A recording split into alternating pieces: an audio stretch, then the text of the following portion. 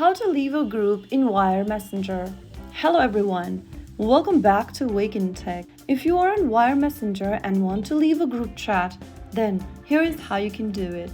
First of all, open up the Wire Messenger app on your device and log in. Once you're inside the Conversation tab, select the group you want to leave and from the top of the screen, tap on the group's name drop-down.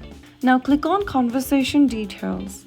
You'll then end up in this page where you can simply go ahead and tap the three dots at the bottom right, and from there, click on Leave Conversation. Other participants will be notified and the conversation will be removed from your list. If you want to leave the conversation, then simply tap on Leave.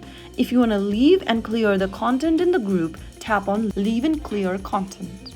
So there you have it. That's how you easily leave a group in Wire Messenger. You've successfully left a group, but you can always be added back to the group later if a member or administrator invites you again in the group. So that's it. If you found the video helpful, don't forget to like, share, and subscribe to our channel.